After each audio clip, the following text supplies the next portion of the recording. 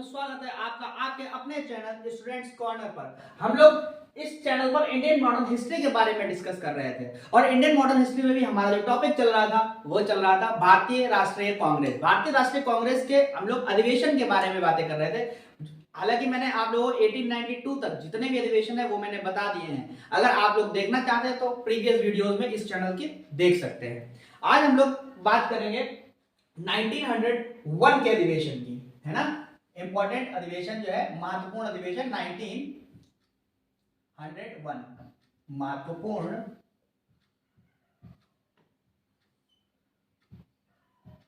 अधिवेशन, important sessions of Indian National Congress. ठीक है, इसमें अगर मैं बताऊं आपको तो 1901 का जो अधिवेशन था, 1901 है ना, 1901 का जो अधिवेशन था वो अधिवेशन हुआ था कलकत्ता में। वो अधिवेशन कलकत्ता में हुआ था और इसके अध्यक्ष थे दिनशा एडुल्बी-वाचा। ठीक, स्थान कहां था? कलकत्ता, स्थान कलकत्ता। और अध्यक्ष, इसके जो अध्यक्ष थे वो थे, अध्यक्ष थे दिनशा एडुल्बी-वाचा। अगेन स्थान था कलकत्ता, कलकत्ता, और अध्यक्ष दिनशा एडुल्बी-वाचा।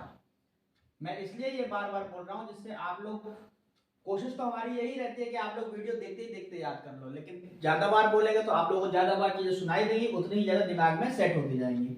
दिनशा एडुल्बी-वाचा। ठीक है, इस अधिवेशन की अगर मैं इंपॉर्टेंट फैक्ट्स की बात करूं, इस अधिवेशन में अगर इंपॉर्टेंट फैक्ट्स के बारे में मैं आपको बताऊं तो इंपॉर्टेंट फैक्ट्स में पहला जो फैक्ट्स है, इंपॉर्टेंट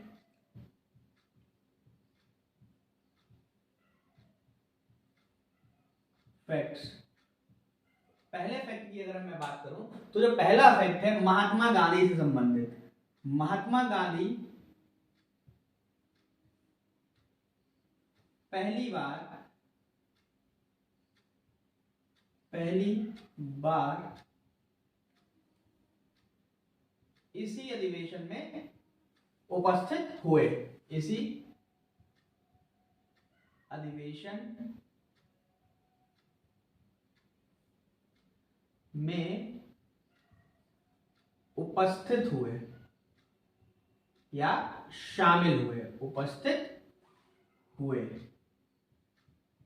ठीक है भाई, ये 1893 में चले गए थे और 1915 में आए थे, आप जानते हैं। ठीक है, ये एक केस लड़ने गए थे साउथ अफ्रीका, फिर ये 1915 में ही वापस आए। हालांकि बीच में 3 बार इनके चक्कर लगा, एक बार 1897 में लगा, ये अपनी फैमिली को लेकर साउथ अफ्रीका चले गए थे, फिर 1901 में आए। 1901 में इन्होंने ये अधिवेशन में उपस्थित हुए और फिर आए सीधे 1915 को, 9 जनवरी 1915 को, जिस दिन हम लोग भारतीय प्रवासी दिवस मनाते हैं।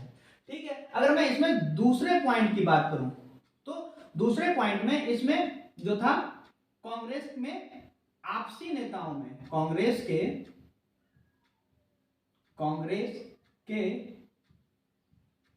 आपसी नेताओं में, कांग्रेस के आपसी नेताओं में मतभेद हो गया। कांग्रेस के आपसी नेताओं में मतभेद हो गया, मतभेद हो गया। अब भाई ये मतभेद कैसा था? ये मतभेद कुछ नहीं था, सिर्फ मानसिकता का मतभेद था। कुछ लोग इसमें भाई, अब कांग्रेस को बने हुए टाइम भी हो गया था, लगभग 15-16 साल हो गए थे, है ना। तो 15-16 साल होने के कारण अब इस अधिवेशन में, इस कांग्रेस में नए लोग भी जुड़े, पुराने लोग भी थे। तो नए लोग और पुराने लोगों के बीच में, मतलब बुजुर्ग और नौजवान लोगों के बीच में जो था मतभेद हो गया। इस अधिवेशन में जो मतभेद की जो बात की जा रही है वो यही की जा रही है, नौजवान और बुजुर्ग लोगों के बीच में मतभेद हो गया। आप लोग इस का स्क्रीनशॉट ले सकते हैं। अब हम लोग बात करेंगे नेक्स्ट सेशन की। हालांकि जो नेक्स्ट सेशन है 1903 और 1904 का, उसमें कुछ इंपॉर्टेंट फैक्ट्स तो नहीं है, कुछ इंपॉर्टेंट फैक्ट्स तो नहीं है, लेकिन वही जैसे मैंने आपको बताया था अल्फ्रेड वेब के बारे में 1893 में, वैसे ही यहां पर 1903 और 1904 के दो जो अधिवेशन है वो इंपॉर्टेंट है। 1903 में अगर बात की जाए स्थान की, तो स्थान, और दूसरा अध्यक्ष की बात की जाए तो स्थान था आपका मद्रास और अध्यक्ष थे लाल मोहन घोष। स्थान है मद्रास और अध्यक्ष है लाल मोहन घोष। लाल मोहन घोष, ठीक है। इसी में अगर यहां पर 1904 में है ना, 1904 में अगर बात की जाए 1904, ठीक, 1904 में अगर बात की जाए तो स्थान, जो स्थान है वो हो जाएगा बॉम्बे। स्थान जो है वो हो जाएगा बॉम्बे। और अगर अध्यक्ष की बात की जाए तो अध्यक्ष हो जाएंगे sir Henry cotton. Sir Henry cotton, sir Henry cotton. Okay, तो इन दोनों अधिवेशन में कुछ खास इंपॉर्टेंट फैक्ट्स नहीं थे, तो इसलिए मैंने सिर्फ आपको स्थान और अध्यक्ष के बारे में बता दिया। 1903 के अध्यक्ष की बात की जाए तो वो है लाल मोहन घोष और उसका जो स्थान है वो है मद्रास। 1904 में अगर बात की जाए तो स्थान है बॉम्बे और अध्यक्ष हैं सर हेनरी कॉटन। अब हम लोग नेक्स्ट सेशन की बात करेंगे। नेक्स्ट सेशन जो है आपका वो है बनारस का सेशन। नेक्स्ट सेशन जो है वो है बनारस का सेशन 1905 का। 1905 का जो अधिवेशन है वो है बनारस का अधिवेशन, जो कि काफी इंपॉर्टेंट है। आप लोग इसको ठीक से समझिएगा और पढ़ाई कीजिएगा। 1905 का अधिवेशन, 1905 का अधिवेशन। स्थान की अगर बात की जाए तो बनारस, जो आज आधुनिक अगर बात की जाए बनारस की जगह तो क्या है, वाराणसी है ना। आधुनिक में अगर बात की जाए तो वाराणसी, वैसे बनारस, बनारस। और अगर अध्यक्ष की बात की जाए तो वो है गोपाल कृष्ण गोखले। गोपाल कृष्ण गोखले, ठीक है, गोपाल कृष्ण गोखले। गोपाल कृष्ण गोखले जी के बारे में अगर मैं बता दूं तो आप लोग शायद जानते होंगे, ये कौन थे, महात्मा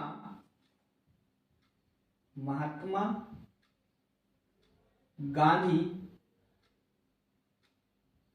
के राजनीतिक गुरु। महात्मा गांधी के राजनीतिक गुरु, ठीक, महात्मा गांधी के राजनीतिक गुरु। अब अगर मैं बात करूं इसमें इंपॉर्टेंट फैक्ट्स की, तो इंपॉर्टेंट फैक्ट्स में पहला जो फैक्ट है, आप लोग जानते होंगे कि 16 अक्टूबर 1905 को, है ना, 16 अक्टूबर 1905 को बंगाल विभाजन हुआ था, बंगाल डिवीजन हुआ था, डिवीजन ऑफ बंगाल हुआ था। तो उसके विरोध में एक प्रस्ताव इसमें पारित किया गया। तो इस अधिवेशन में, इस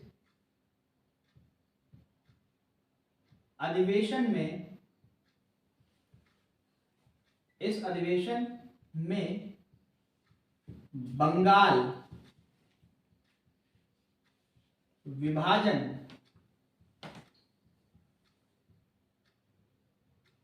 के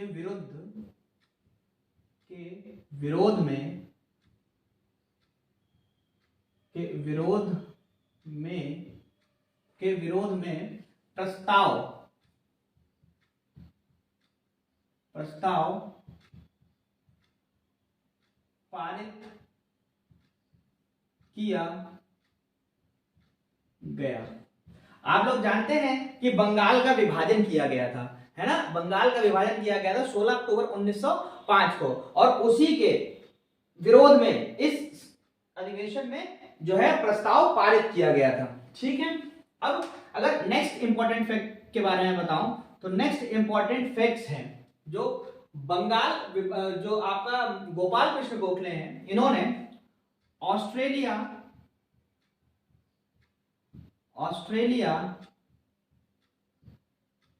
और कनाडा, ऑस्ट्रेलिया और कनाडा के तर्ज पर, ऑस्ट्रेलिया और कनाडा के तर्ज पर ब्रिटिशर्स से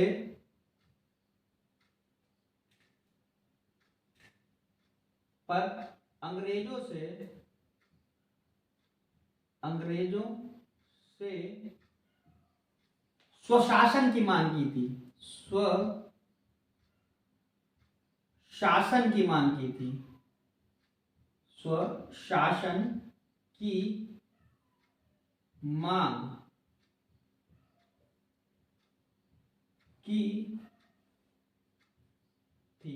ठीक है भाई, ऑस्ट्रेलिया और कनाडा के तर्ज पर गोपाल कृष्ण गोखले ने इस अधिवेशन में स्वशासन की मांग की थी। इसका मतलब यह था कि वो लोग ये चाहते थे कि हमारे लोगों पर हमारा ही शासन हो, ऐसा ना हो कि बाहर के लोग शासन करें। हालांकि ऑस्ट्रेलिया और कनाडा में जो रूल्स हैं, रेगुलेशंस हैं, वो इंग्लैंड जैसे ही चलते हैं। वहां पर जो मेन है वो अभी भी विक्टोरिया ही है ऑस्ट्रेलिया और कनाडा में, लेकिन वहां की सरकार ही वहां पर क्या करती है, शासन करती है। तो उसी की तर्ज पर लाला लाजपत राय ने, गोपाल कृष्ण गोखले ने, गोपाल टंग ऑफ स्लिप होता है कभी कभी, तो गोपाल कृष्ण गोखले की जगह निकल गया लाला लाजपत राय वगैरह वगैरह, तो वो माइंड मत करिएगा। मतलब गोपाल कृष्ण गोखले ने ऑस्ट्रेलिया और कनाडा के तर्ज पर स्वशासन की मांग की थी। ठीक है, और गोपाल कृष्ण गोखले ने इसी अधिवेशन के दौरान, इसी अधिवेशन के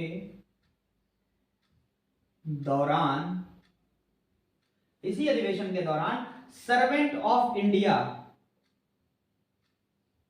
servant of India, servant of India society, servant of India society की स्थापना की थी। सर्वेंट ऑफ सोसाइटी इंडिया की स्थापना की थी, है ना। Servant of society, servant of India society की स्थापना की थी। ठीक है, ये याद रखिएगा, कभी कभी क्वेश्चन भी पूछ लेते हैं सर्वेंट ऑफ इंडिया सोसाइटी की स्थापना किसने की थी। तो सर्वेंट ऑफ इंडिया सोसाइटी की स्थापना गोपाल कृष्ण गोखले बाबू ने की थी, जो कि राजनीतिक गुरु थे किसके, महात्मा गांधी के। बहुत इंपॉर्टेंट बात है, कई बार क्वेश्चन बना है, कई बार क्वेश्चन बना है कि महात्मा गांधी के राजनीतिक गुरु कौन थे। तो महात्मा गांधी के राजनीतिक गुरु आपके गोपाल कृष्ण गोखले थे। और गोपाल कृष्ण गोखले से एक संबंधित क्वेश्चन और बनता है, वो बनता है कि गोपाल कृष्ण गोखले ने किस सोसाइटी की स्थापना की। तो गोपाल कृष्ण गोखले ने सर्वेंट ऑफ इंडिया सोसाइटी की स्थापना की थी। ठीक है, आप लोग एक बार स्क्रीनशॉट ले सकते हैं। अब हम लोग नेक्स्ट सेशन की बात करेंगे। तो नेक्स्ट सेशन है हमारा 1906 का सेशन, 1906 का सेशन।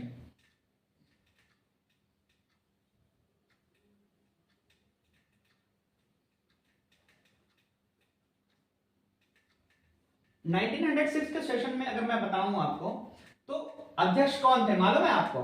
नहीं मालूम है।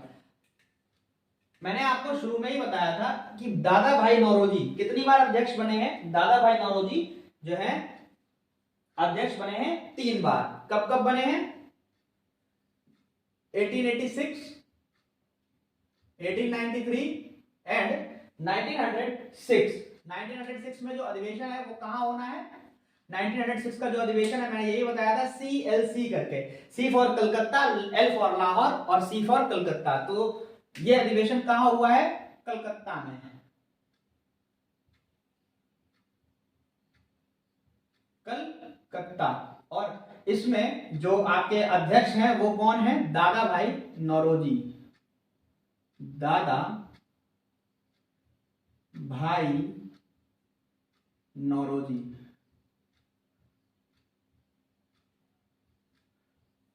मैं अगर दादा भाई नौरोजी के बारे में मुझे याद आ गई एक और बात, दादा भाई नौरोजी ने एल्फिस्टन कॉलेज ऑफ लंदन में, है ना, एल्फिस्टन कॉलेज ऑफ लंदन में भौतिकी और गणित के प्रोफेसर रहे थे।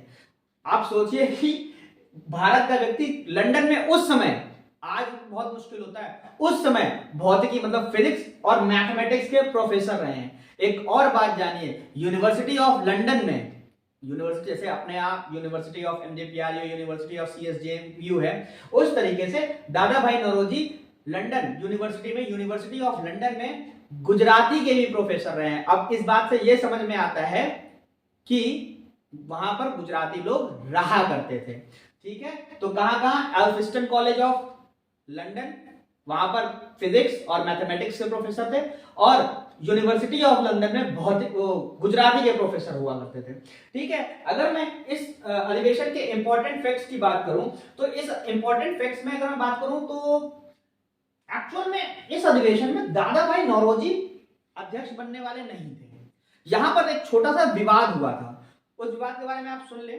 उस विवाद का मैं बताऊं तो वो विवाद हुआ था लाला लाजपत राय, मतलब बाल गंगाधर तिलक और रास बिहारी बोस के बीच में। क्योंकि आप लोग जानते हैं कि उस समय जो अधिवेशन में अध्यक्ष हुआ करते थे वो अध्यक्ष नामित हुआ करते थे, है ना, वो चयनित नहीं हुआ करते थे, नामित हुआ करते थे। तो उस अधिवेशन में रास बिहारी बोस और बाल गंगाधर तिलक के बीच में थोड़ी सी झड़प हो गई।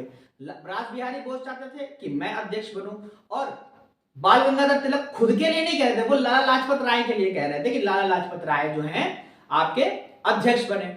लेकिन इन दोनों के बीच में विवाद बहुत बढ़ गया, बाल गंगाधर तिलक और रास बिहारी बोस के बीच में, कि मैं बनूंगा अध्यक्ष, और लाला लाजपत राय के लिए कह रहे थे, तिलक जी कह रहे थे कि वो अध्यक्ष बनेंगे। तो इन दोनों के में बीच बचाव करते हुए जो डिसीजन हुआ वो डिसीजन ये निकला कि दादा भाई नौरोजी कौन बनेंगे? अध्यक्ष बनेंगे। अब दादा भाई नौरोजी का नाम क्यों रिकमेंड किया गया, उसके पीछे भी एक कारण है कि दादा भाई नौरोजी जो एक्सट्रीमिस्ट नेता थे, एक्सट्रीमिस्ट पॉलिटिशियन लीडर थे, वो जानते थे कि दादा भाई नौरोजी पहले तो उदारवादी नेता थे, मॉडरेट लीडर थे, लेकिन अब जब से इन्होंने धन का बहिर्गमन सिद्धांत दिया है ना, तब से ये जो है क्या हो गए हैं? एक्सट्रीमिस्ट लीडर हो गए हैं। क्यों? क्योंकि इन्होंने अंग्रेजों के खिलाफ सीधे सीना चौड़ा करके लड़ाई करना शुरू कर दिया है। और वहीं जो उदारवादी मॉडरेट लीडर्स होते थे वो जानते थे कि ये मॉडरेट लीडर हैं, इन्होंने हमारा बहुत पहले से साथ दिया, तो इसीलिए इनका नाम रिकमेंड किया गया, क्योंकि दोनों लोग इन्हें पसंद किया करते थे। ठीक है, पहली बात। और दूसरी बात अगर इसमें बात की जाए कि इसमें चार जो है नीति, चार तरीके के प्रोग्राम्स, पॉलिसीज इसमें पारित की गई थी। इसमें अगर मैं बताऊं तो जैसे जो बंगाल विभाजन के टाइम पे जो आंदोलन चले थे, कौन से आंदोलन चले थे? स्वदेशी बहिष्कार का, है ना, स्वदेशी अपनाओ बहिष्कार, और उन लोगों का जो भी सामान है विदेशी लोगों का उसका बहिष्कार करो। और एक इसमें और चला था, वो चला था राष्ट्रीय शिक्षा नीति का, और एक चला था इसमें स्वराज का। ठीक है, चार जो है इसमें नीतियां स्टार्ट हुई थी। पहली की अगर मैं बात करूं राष्ट्रीय नीति, है ना, इसमें जो है अगर मैं बात करूं तो पहली जो राष्ट्रीय नीति है, राष्ट्रीय नीति,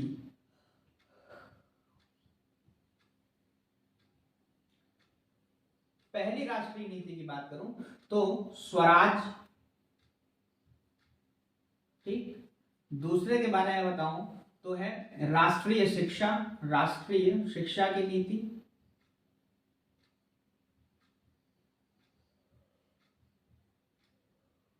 थर्ड वन इज बहिष्कार,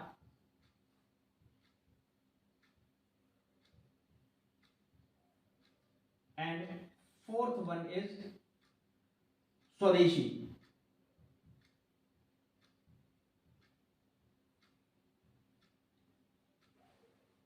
स्वराज, राष्ट्रीय शिक्षा, बहिष्कार, स्वदेशी, ये राष्ट्रीय नीति इस अधिवेशन में प्रस्ताव में पारित की गई थी। अब अगर मैं स्वराज की बात करूं तो स्वराज की अगर अधिवेशन के दौरान डिमांड की बात, मतलब राष्ट्रीय कांग्रेस के समय की अगर बात की जाए तो सबसे पहले जो है स्वराज की जो डिमांड थी वो की थी आपके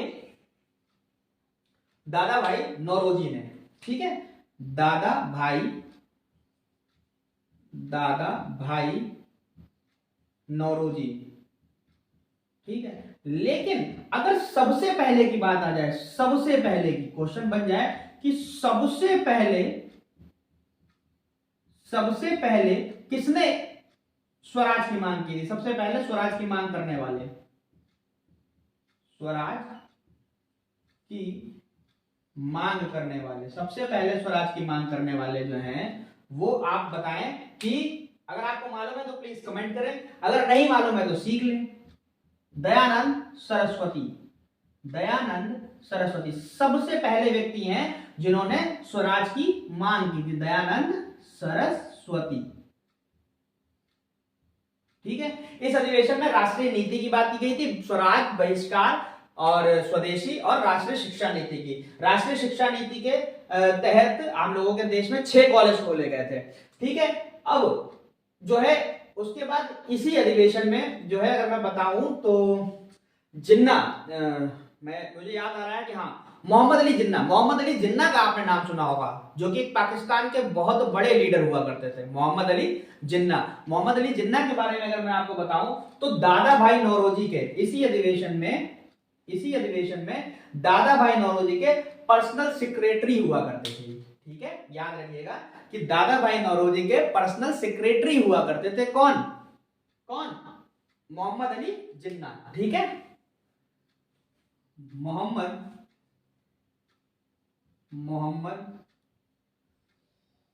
अली जिन्ना, ठीक, personal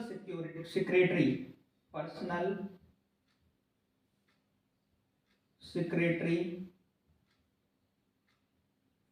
of Dadabhai Naoroji during